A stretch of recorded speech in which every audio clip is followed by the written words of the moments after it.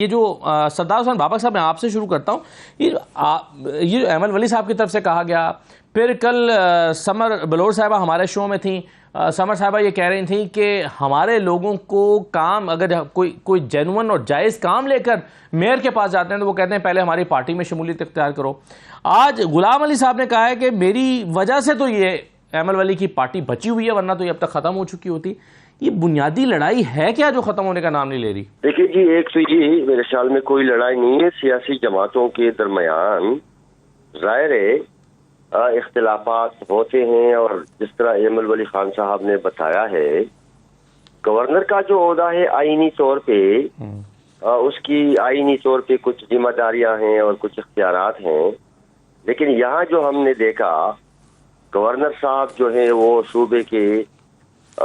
Governance کے معاملات میں بالکل ایک طرح سے کہا جائے کہ مداخلت کر رہی، یعنی اساتذہ کے ٹرانسفر میں، پٹواریوں کے ٹرانسفر میں، یعنی سرکاری ملازمین کے تبادلوں میں، اور اسی طرح ایڈمنسٹریشن کو یعنی پسند و ناپسند کی بنیاد پہ اس کو ادھر لگاؤ، اس کو ادھر ہٹاؤ۔ دوسری بات یہ کہ دیکھیں پشاور میں اگر اس کا بیٹا میئر ہے تو ایڈمنسٹریشن کے ذریعے مخالف سیاسی جماعتوں کے منتخب نمائندوں کو پریشرائز کر کے یا لالچ دے کے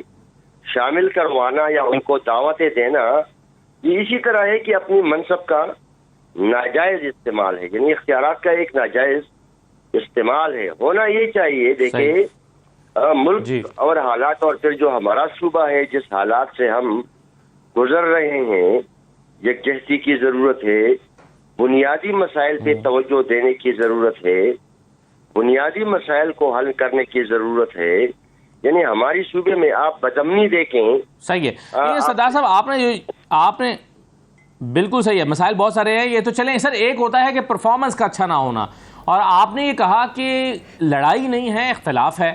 لیکن ایمل ولی صاحب جب یہ کہتے ہیں کہ خیبر پختونخوا کوئی حلوہ نہیں ہے کہ جو آئے وہ کھا کر چلا جائے، پھر وہ کہتے ہیں کہ دین کا لبادہ اوڑھنے والوں کو جواب دینا پڑے گا، پھر وہ کہتے ہیں کہ جی یہ جو گورنر صاحب ہیں یہ پارٹی مولانا کے لیے اور ان کی اپنی پارٹی کے لیے یہ باعث شرم ہے، پھر وہ کہتے ہیں کہ مذہب کے نام پر من و سلوہ کھایا جا رہا ہے، یہ تو کرپشن کے الزامات ہیں۔ تو آپ کہہ رہے ہیں کہ لڑائی نہیں ہے، صرف اختلاف ہے، کرپشن اگر ہو رہی ہے تو پھر اختلاف کیا ہوا؟ اختلاف اسی بات پہ ہے نا، اب یہ جس طرح میں نے کہا کہ اگر اپنی منصب کا ناجائز استعمال ہوتا ہے تو وہ ناجائز ہی ہوتا ہے نا، اس میں تو اقرب پروری بھی آ گئی، جی اس میں تو کرپشن بھی آ گیا۔ اسی طرح، اور یہ تو صرف ہم نہیں کہہ رہے ہیں، سارے اتحادی کہہ رہے ہیں، آپ مسلم لیگ سے پوچھیں، پختونخوا کے، وہ الگ بات ہے کہ اوپر سے ان کو حکم آیا ہوگا شاید، جس طرح گورنر صاحب نے اس دن مسلم لیگ کے ایک سینئر رہنما کو چیلنج کیا کہ اگر ہمت ہے تو ابھی وہ جواب دے دے یا وہ بیان دے دے۔ اسی طرح پیپلز پارٹی سے آپ پوچھیں، پختونخوا میں قومی وطن پارٹی سے آپ پوچھیں، آپ کہتے ہیں آپ دوبارہ وہ کہیں، جی آپ کسی سے، ہاں وہ آپ کسی سے بھی پوچھیں تو یہ تو بڑا واضح ہے، اس طرح نہیں ہونا چاہیے۔ دیکھیں یہ جو آئینی اور سرکاری مناصب ہوتے ہیں، منصب ہوتے ہیں، ان پہ تو پارٹیوں کے لوگ ہی بیٹھتے ہیں، لیکن جب وہ بیٹھ جاتے ہیں، اب گورنر تو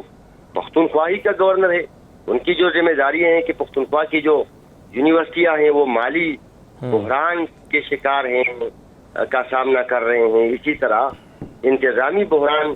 کے شکار ہیں۔ آپ گومل یونیورسٹی کو دیکھیں، جی پختونخوا کی ایک تاریخی یونیورسٹی ہے، وہاں کی کرپشن کو آپ دیکھیں، وہاں کی بد انتظامی کو آپ دیکھیں، اسی طرح باقی تمام یونیورسٹیوں کو آپ دیکھیں، یعنی جن حالات سے ہمارے تعلیمی ادارے گزر رہے ہیں، گورنر صاحب جو ہیں وہ چانسلر ہیں،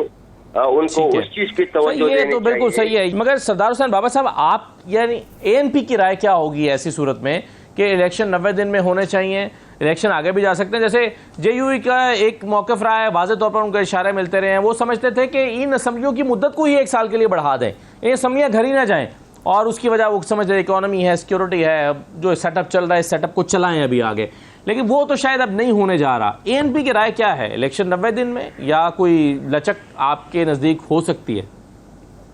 نیشنل پارٹی تو اس پوری خطے میں ایک جینوئن سیاسی جماعت ہے، ظاہر ہے اب یہ جن چیزوں پہ ہم ڈسکشن کر رہے ہیں کہ انتخابات ہوں گے کہ نہیں ہوں گے، ٹائم پہ ہوں کہ نہ ہوں، ایکسٹینشن ہونی چاہیے کہ نہیں ہونی چاہیے،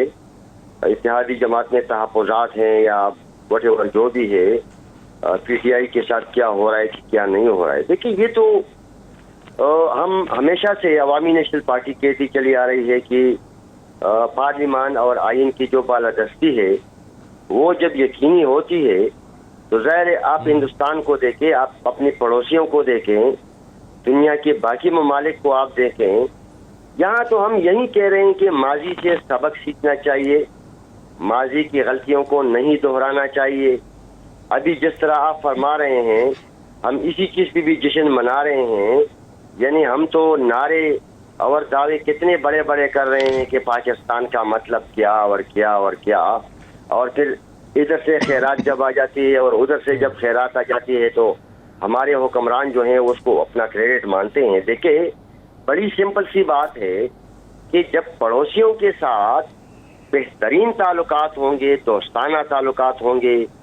اعتماد کے تعلقات ہوں گے، برادرانہ تعلقات ہوں گے، تو نہ ہم کسی کے محتاج ہوں گے، نہ ہم کسی کے مقروض ہوں گے، اور نہ ہم پھر مجبور ہوں گے، نہ ہم پھر بدنام ہوں گے، نہ ہم پھر اقتصادی بحران کے شکار ہوں گے، اور نہ آپس میں دیکھیں یہ پاکستان میں آپس کی یہ لڑائیوں کو آپ دیکھیں یا اختلافات میں جتنی حد تک تناؤ پیدا ہو گئی ہے، یہ ساری چیزیں